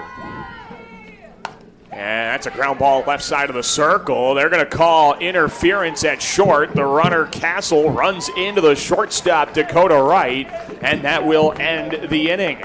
So interference on the play ends things in the 5th. No runs for Davenport Assumption, leaving 2 stranded. As we'll go to the 6th, starting to get to crunch time for Saydel. Down 5. You're watching the Girls State Softball Tournament presented by the Iowa Farm Bureau on the Girls Union Network, powered by Mid-American Energy.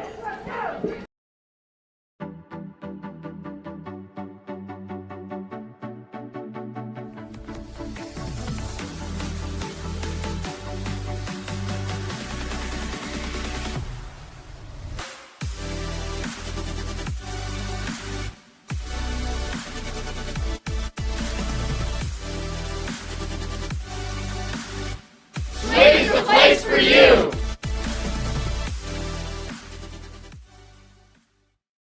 Here in Greater Des Moines, we're the unexpected sports mecca that feels like home.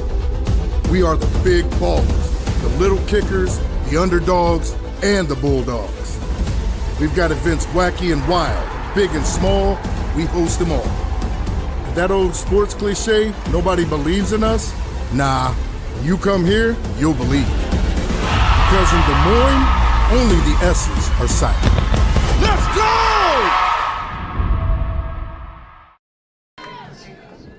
To the top of inning number 6. 5-run Assumption lead. Backhanded try by Stoffridgen, and she recovers to throw out Riley Pacina for the first out of the inning.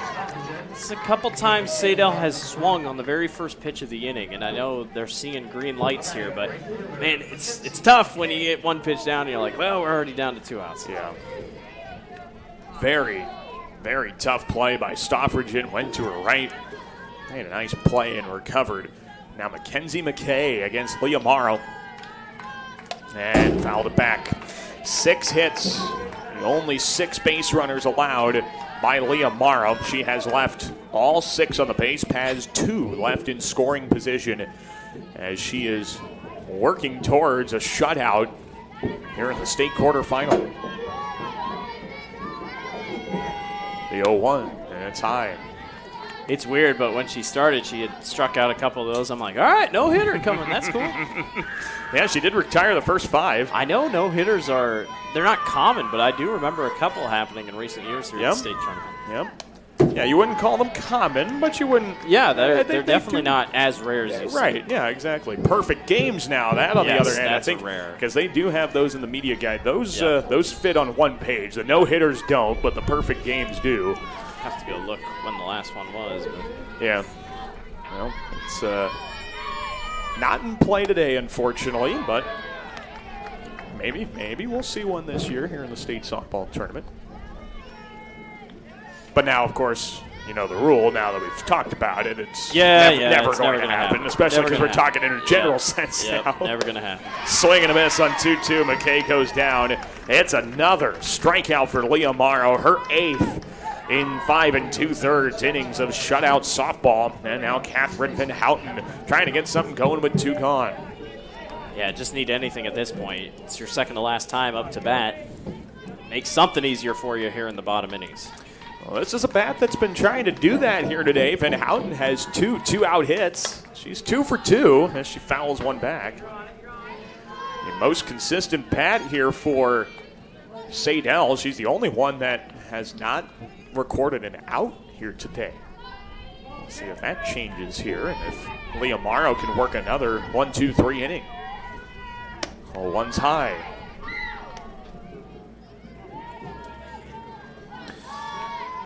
Couple of 2-out hits for Van Houten. Morrow's retired 5 in a row once again, and it's the same 5 she retired in a row to start the ball game. This pitch is in the dirt to Van Houten. And the winner of this contest will await the winner of Wahlert Catholic of Dubuque and Benton Community. On the other side of the bracket, of course, Williamsburg and Esterville Lincoln Central moved on. So the last true perfect game that went a full distance. 7 innings? Was Christy Lohan from Clear Creek, Amana in 2006. The last time it happened in general, Jalen Adams of Fort Dodge did it last year in 3 innings. Yep. Yeah, Jalen's a pretty good pitcher. 3-1, and ground ball wide of third, foul.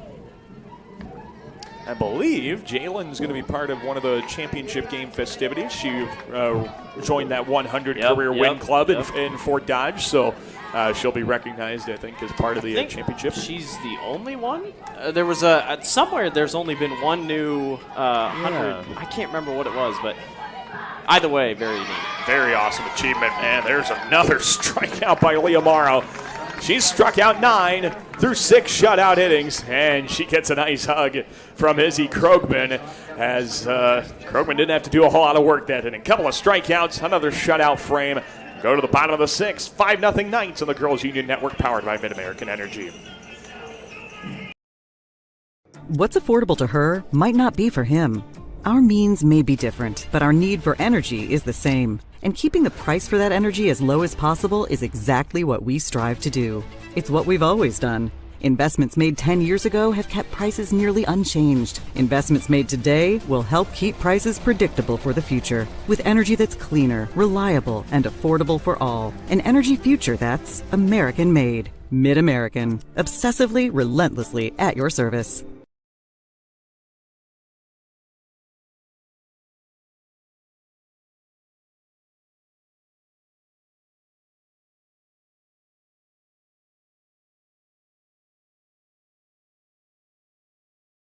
To the bottom of the 6th inning we go here on the Kruger Seeds Field at the Harlan and Hazel Rogers Softball Complex, alongside Blake Walker. Daniel Versteg with you. Happy to be bringing you the first game of the day on this field. Still 4 more to go.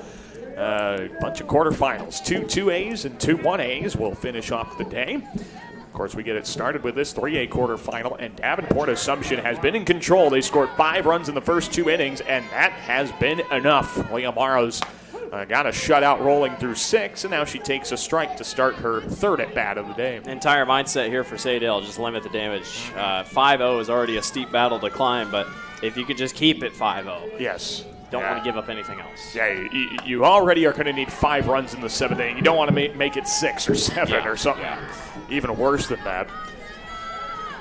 But Dakota Lake's doing her part, quickly getting ahead of Morrow 0-2. Morrow has struck out twice against Lake. And she floats one to center. It's dropping in front of the center fielder, Riley Pacina. And a leadoff hit for Leah Morrow, her first hit of the day. Catherine Snyder will get to hit with nobody out. It's a sigh of relief for her. Yes, it is. Yeah, she did not want to strike out a 3rd time, and she bloops the 0-2 pitch. We're going to get a courtesy runner into the ball game. It is another IMT insurance substitution. Learn how you can be worry-free with IMT. Visit IMTINS.com. It's Alexis Pilgrim running for Leah Morrow. 18 runs this year for Pilgrim. That's right. 9 stolen bases as well. So the freshman Alexis Pilgrim gets a chance to run the bases here in Fort Dodge, and we'll see if Assumption's going to stay aggressive, or if they're just going to see if their bats can do the talking here against Dakota Lake. 9 spots up in Snyder, and she flies one foul. It is such a beautiful day here for softball in Fort Dodge. Getting to enjoy some quarterfinal action yesterday, some good contests. And I think we're going to have a ton more. 2A and 1A look to be very tight this year. Yeah, yesterday was the upset day. A lot of upsets in both 5A and 4A. The 1 seed went down in 4A, 2 seed went down, 3 seed went down in 5A. Very busy day, and 3A finishing up here today, and then 2A and 1A. Oh, it's so you could fun. pick anyone out of those teams, especially after the upset run Twin Cedars went on last year. That's right. It was anybody can win in these lower classes. Yeah, you can never count anybody out, and that's what makes this softball tournament so much fun. Strike three is called on the inside corner, and Dakota Lake retires Catherine Snyder for the first out. And Dakota Lake, well, the state leader in strikeouts this season, adds to her total. That is 6 on the day. At the top of the order, Jesse Wardlow trying to see if there are some more runs to be had for Assumption. No matter what, you'll always get one more game here at state with consolation, so going to go after 350, closing in 339 on the season this year for Dakota. That'd be awesome. And it is a nice thing that the softball tournament has not totally done away with the consolation. I know they did away with 5th and 7th place games, which is understandable. But at least if you lose in the quarterfinal, you get one more try to end your season with a win. You stay an extra day. They know that. I think that's another thing. Fort Dodge isn't in the middle of the state. It's kind of up and out of the way a little bit. So you got to make it worth the trip. Make it a 2-day trip. You know for sure you're going to be here. Yeah, talk about making worth the trip. Of course, the team on this field, Davenport, and Davenport Assumption has had to come a long way. Incredible crowd. And you and I talked about it. Yeah. It's a Sharpie, almost a semifinal or a state championship appearance, so they know they're going to be here. After the foul ball, an 0-2 pop-up. Sharp gives it a look, but doesn't have a play. And one thing I thought I should mention here, too, Saydel making their 3rd tournament appearance, 2nd in a row. Last year, we mentioned they lost to Mount Vernon in the semifinals. Mount Vernon goes on to win the title. Yep. In 2007, they lost in the semifinals to West Delaware. Uh-oh. West Delaware went on to win the title. So, does that mean we're going to we've got our 3A champion picked already? We need to pay you more with that stat. Yeah, right? Goodness. That's a stat of the day right there, if I've ever heard one. Yeah, and in a way, you lose these games, yes, but you go home and you're like, we lost the state champions, and that's just somehow you think of it like that. But yeah, it doesn't make the pill easier to swallow, but it does understand, like, hey, we just got beat. Yeah. It's the best team in the state, and but still 1 inning to go.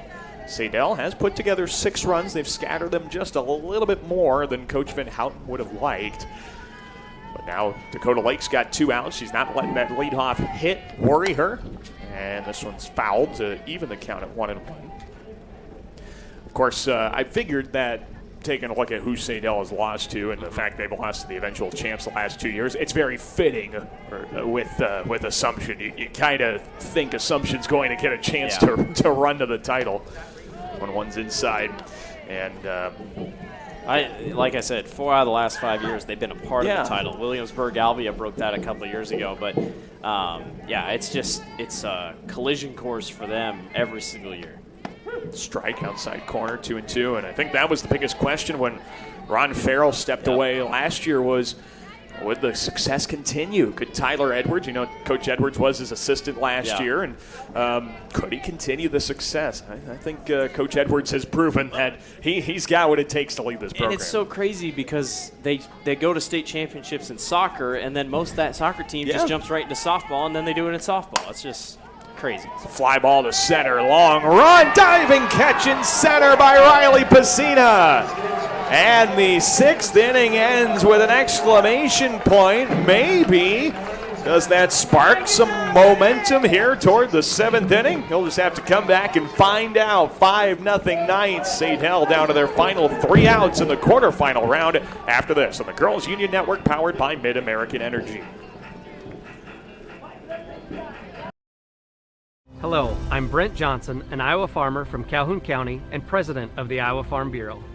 As proud title sponsor of the state softball tournament, the Iowa Farm Bureau is dedicated to creating a vibrant future for Iowa through partnerships and programs that help cultivate individuals with great character, a strong work ethic, and exceptional leadership skills. Making it to the state tournament is a great accomplishment that takes a lot of support. That's why we provide millions of dollars in awards, grants, and scholarships that recognize athletic and academic excellence. The well-being of Iowa students is also very important to Farm Bureau. That's why we provide concussion insurance coverage at no cost for all students in grades 9 through 12 who participate in a sanctioned sport. As just one of only 7 states to provide this coverage, it's just another way we're striving to support Iowa's outstanding young leaders. So, from the Iowa Farm Bureau, congratulations to all the players and coaches on an outstanding season, and good luck in the tournament. Well, it is crunch time and then some here for Saydel. As they go to the top of the 7th inning, down 5-0, alongside Blake Walker, Daniel Versteeg with you. It's going to be the bottom of the order here for the Eagles against Leah Morrow.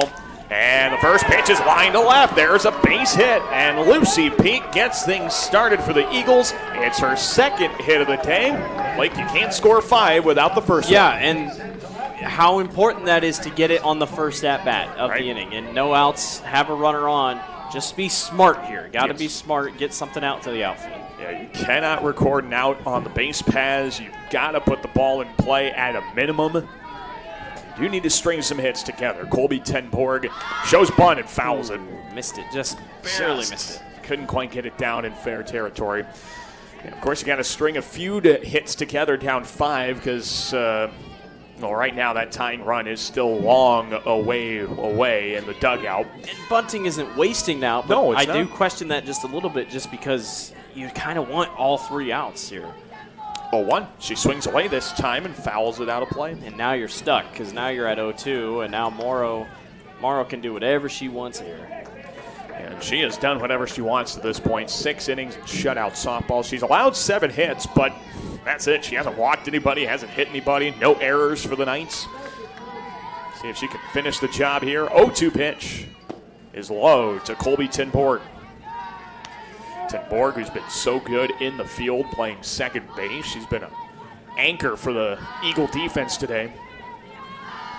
Now she needs to come through with a hit. She's the only one in the bottom 4 of the order that doesn't have a hit. And she fouls one to stay alive. And this bottom of the order has done a pretty good job. 5 hits from the bottom 4 spots. I love Morrow's pitching selection here. She's going low. She knows if I can get a double play here and ground into one, she knows what she's doing. Unless she goes rise ball here, it makes me look stupid. She's going to want to keep going low here. Well, she's still got all her repertoire on a 1-2 pitch. That's a swing and a miss. At the knees, it's a strikeout. They throw behind Peak. She's in safely once again. How about double-digit strikeouts for Leah Morrow?